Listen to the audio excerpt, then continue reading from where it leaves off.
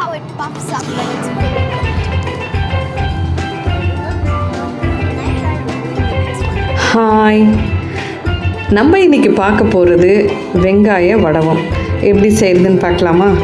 1 kilo சின்ன வெங்காயத்தை தோல் உரிச்சிட்டு நல்லா வாஷ் பண்ணி தனியாக எடுத்து வச்சுக்கோங்க. தேவையான பொருட்கள்லாம் என்னென்னு ஒன்று ஒன்றா நம்ம பார்ப்போம். 4 கட்டி பூண்டை பொடியாக நறுக்கி எடுத்து வச்சுக்கோங்க.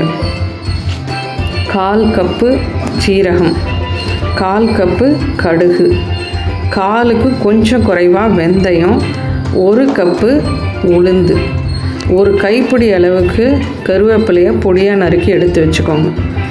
4 ஸ்பூன் மஞ்சள் பொடி, விளக்கெண்ணெய் 100 கிராம்.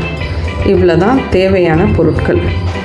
இப்போது உளுந்தை மிக்ஸி ஜாரில் போட்டு நல்லா கோர்ஸாக உடச்சிக்கோங்க. ஒன்றும் பாதியமாக நல்லா உடச்சிட்டு ஒரு பேசினில் போட்டுடுங்க. வெங்காயத்தையும் அதே மாதிரி பல்ஸ் மோடில் போட்டு அரைச்சி 1 கிலோ வெங்காயத்தையும் அதோடு சேர்த்துருங்க. தேவையான அளவுக்கு உப்பை போட்டுடுங்க. 4 ஸ்பூன் மஞ்சள் பொடியை அதோடு கலந்துருங்க.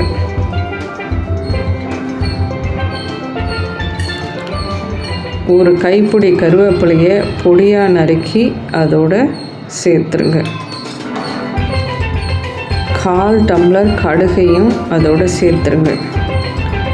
1/4 டம்ளர் சீரகம் அதையும் அதோடு சேர்த்துருங்க. 1/4 டம்ளருக்கும் கொஞ்சம் குறைவாக வெந்தயத்தையும் அதோடு சேர்த்துருங்க.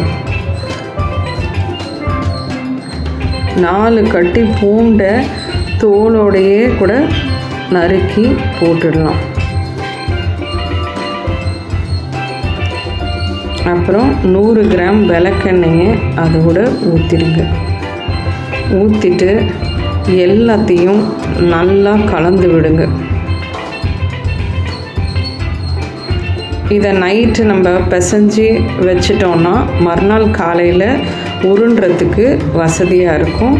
இந்த ஈரமெல்லாம் வெங்காயத்தில் இருக்க ஈரம்லாம் அப்சர்வ் ஆகி உங்களுக்கு மறுநாள் காலையில் உருண்டும் போது ஈஸியாக இருக்கும். இப்போது எல்லாத்தையும் இன்னும் ஒரு தடவை எல்லாத்தையும் கலந்துருங்க. எல்லாம் நல்லா அந்த வெங்காயத்தில் இருக்க தண்ணியெல்லாம் உளுந்தெல்லாம் இழுத்து நமக்கு கரெக்டான பதத்தில் இருக்குது.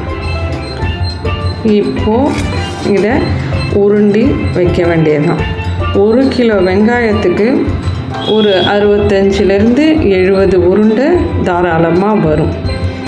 அழகாக சின்ன சின்ன உருண்டைகளாக கொஞ்சம் இடைவெளி விட்டு உருண்டி நம்ம எடுத்து வச்சிட்டோன்னா வெயிலில் காயறதுக்கு வசதியாக இருக்கும். இதே மாதிரி உருண்டி எடுத்து வச்சுருங்க.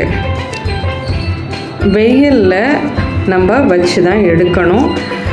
2 நாளைக்கு காலையில் ஏஞ்சிட்டு லேசாக எண்ணெய் தொட்டு அழுத்தி பிசைஞ்சு உருட்டி வச்சோன்னா தான் உங்களுக்கு கரெக்டாக இருக்கும். இதே மாதிரி 1 வாரம் 10 நாள் நல்ல வெயிலில் காய வச்சு எடுத்து வச்சுக்கிட்டிங்கன்னா வருஷம் ஆனாலும் நமக்கு இது கெட்டு போகாது.